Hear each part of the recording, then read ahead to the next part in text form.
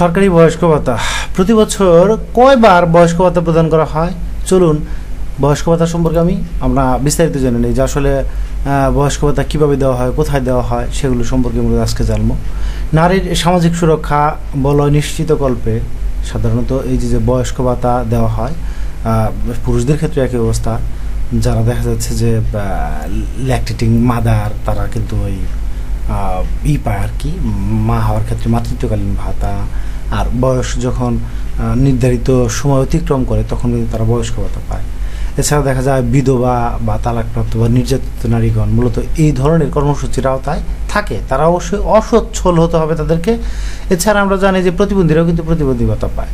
তো বয়স্ক ভাতা হচ্ছে একটি কর্মসূচি যা দেশের বয়োজ্যেষ্ঠ, দুস্থ ও স্বল্প উপার্জনক্ষম অথবা উপার্জনে অক্ষম বয়স্ক জনগোষ্ঠীর সামাজিক নিরাপত্তা বিধানে পরিবার ও সমাজে মর্যাদা বৃদ্ধির লক্ষ্যে 1997 থেকে 98 সাল হতে এটি আসলে চালু হয়।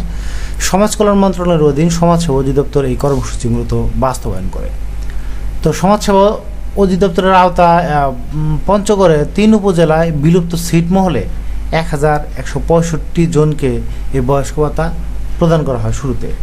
তো এই যে বয়স্ক ভাতা, এটি আসলে 1 জুলাই 2024 সালে একটি কিস্তি দেওয়া হয়। পরবর্তীতে আবার 6 মাস পরে বা 3 মাস পর এরকম নির্দিষ্ট সময় পর মূলত এই ভাতা দেওয়া হয়। ভাতার সাথে দেখা যাচ্ছে যে যেমন 600 টাকা হলে প্রতি মাসে ভাতা, তো 3 মাসের ভাতা 318 টাকা। সাথে দেখা যাচ্ছে 12 টাকা আবার ক্যাশ আউট চার্জ হিসেবে, সরকারি ক্যাশ আউট চার্জ একটু কম সে হিসেবে দিয়ে থাকে। সেটি যদি নগদে হয়, অর্থাৎ নগদ যে মোবাইল ব্যাংকিং সেটির মাধ্যমে দেয়, বিকাশের মাধ্যমে দেয়, অথবা আপনি যে ব্যাংক অ্যাকাউন্ট দেবেন সেই ব্যাংক অ্যাকাউন্টেও দেয়। মূলত এটি সরকার বছরে 4 বার দেয়।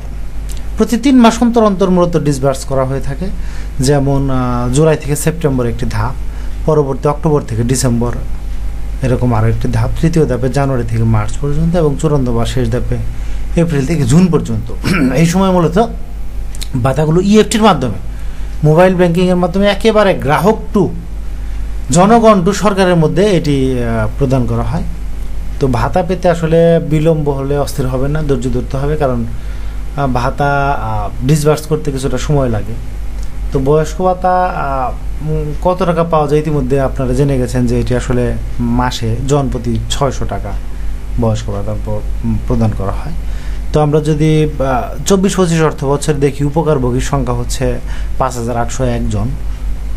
5101 জন বলতে 5101 হচ্ছে হাজারে, তার মানে হচ্ছে এখানে আমরা যদি হাজার চিন্তা করি তার 58 লাখ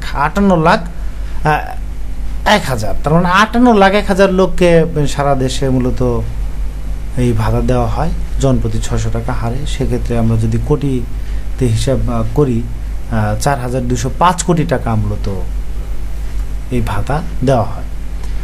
তো আসলে ভাতা প্রাপ্তির যোগ্যতা কি, আসলে কারা এই ভাতা পাবে এ বিষয়ে অনেকে জানে না। মনে করে যে আবেদন করলে এই ভাতা পাওয়া যাবে, আমি কেন পাচ্ছি না। দেশের সকল সিটি কর্পোরেশন, পৌরসভা, উপজেলার 65 বছর বা তদূর্ধ্ব বয়সী হতদরিদ্র পুরুষ এবং 62 বছরের ঊর্ধ্ব মহিলা যার বার্ষিক গড় আয় অনূর্ধ্ব 10,000 টাকা, তিনি মূলত এই ভাতা প্রাপ্তির যোগ্য। শারীরিকভাবে অক্ষম হতে হবে ও কর্মহীন প্রবীণ পুরুষ বা মহিলাকে সর্বোচ্চ অগ্রাধিকার দেওয়া হয় এই ভাতা প্রদানের ক্ষেত্রে। তালাকপ্রাপ্ত, স্বামী পরিত্যক্তা, নিঃসন্তান বা বিপত্নিক, পরিবার থেকে বিচ্ছিন্ন প্রবীণ নারী বা পুরুষদের এই ভাতা দেওয়া হয়।